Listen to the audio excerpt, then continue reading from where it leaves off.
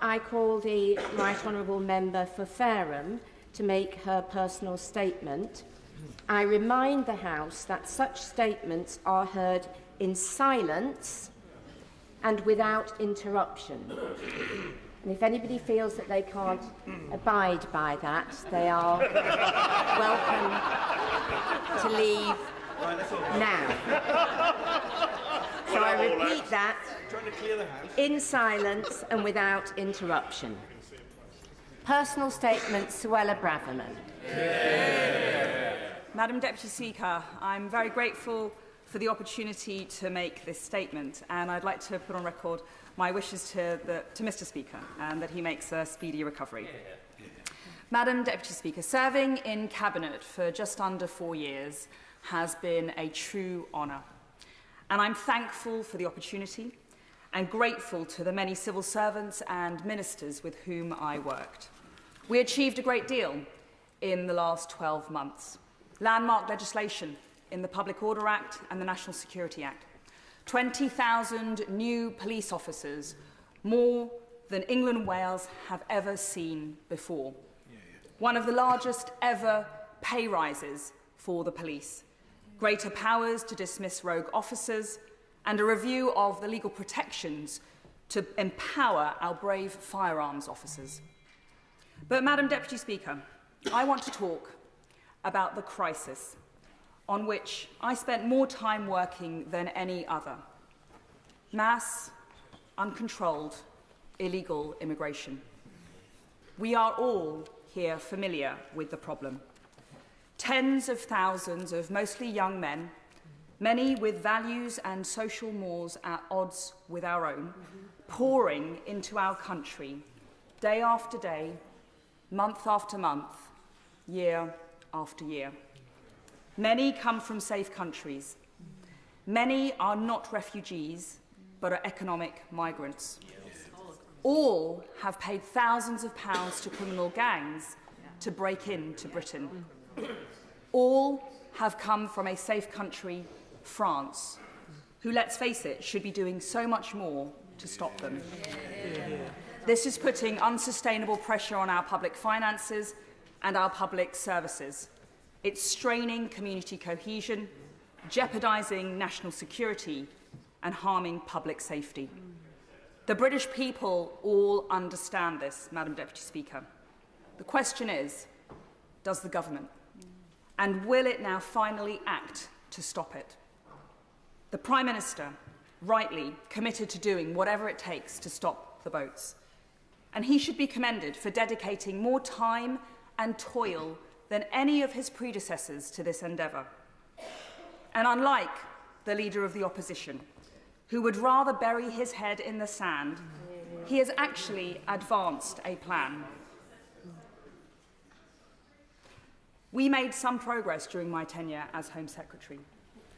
The overall crossings have fallen by 30%. The number of illegal Albanian arrivals down by 90%. And we were starting to close down asylum hotels. But, Madam Deputy Speaker, crossings are down is not the same as stopping the boats. No. And as Home Secretary, I consistently advocated for legislative measures that would have secured the delivery of our Rwanda partnership as soon as the bill became law.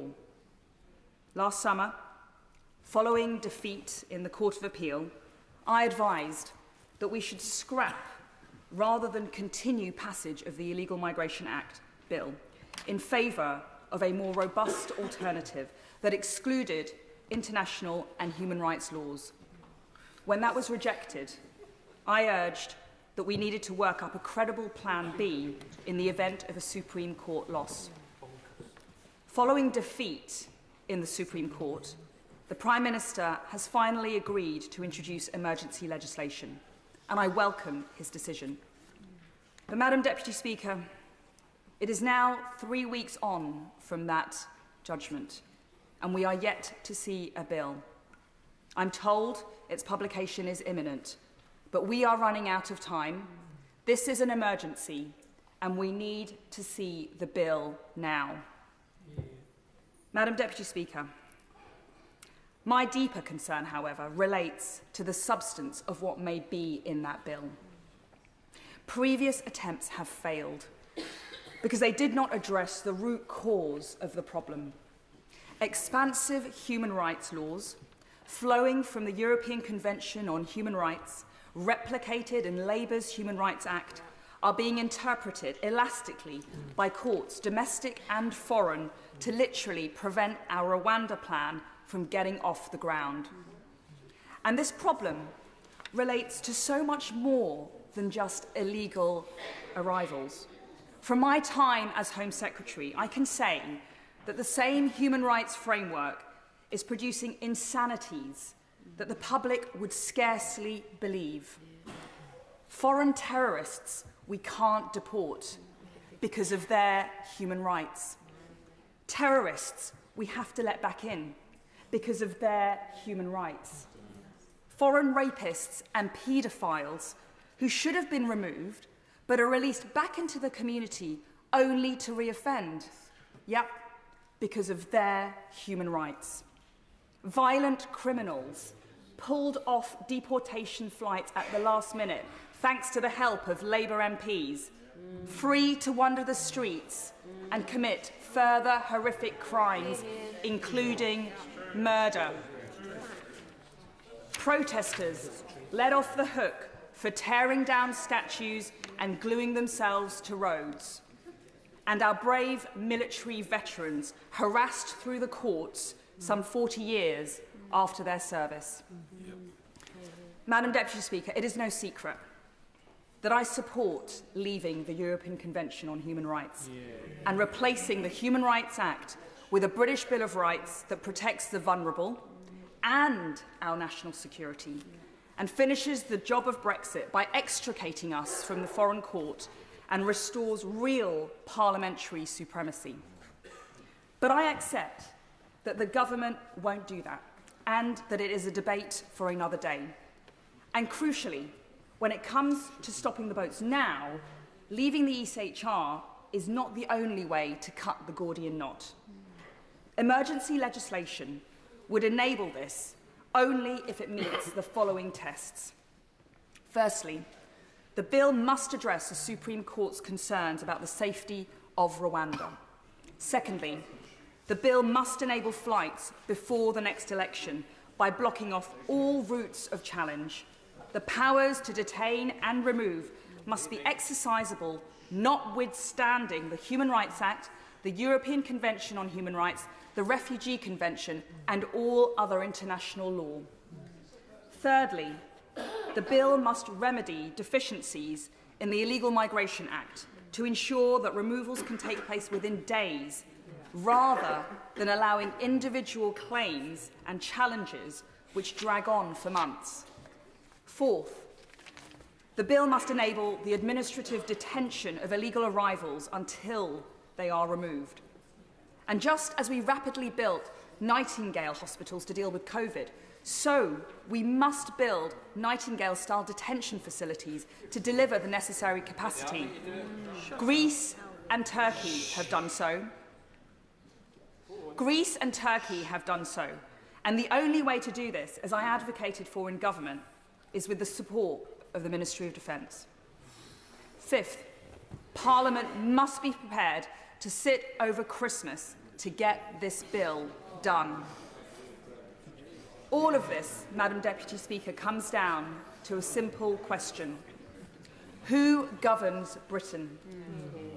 Where does ultimate authority for the UK lie? Is it with the British people and their elected representatives? Or is it in the vague, shifting and unaccountable concept of international law? On Monday, Madam Deputy Speaker, the Prime Minister announced measures that start to better reflect public frustration on legal migration. He can now follow that up with a bill that reflects public fury on illegal migration and actually stop the boats. Finally, Madam Deputy Speaker, it is now or never. The Conservative Party faces electoral oblivion in a matter of months if we introduce... The Conservative Party faces electoral oblivion in a matter of months if we introduce yet another bill destined to fail? Do we fight for sovereignty, or do we let our party die? Now, I may not have always found the right words in the past, Madam Deputy Speaker, but I refuse to sit by and allow us to fail. The trust that millions of people placed in us cannot be discarded as an inconvenient detail. If we summon the political courage to do what is truly necessary, difficult though it may be, to fight for the British people, we will regain their trust. And if the Prime Minister leads that fight, he has my total support. Thank you. Thank the Right Honourable Lady for her personal statement, and we now move on to the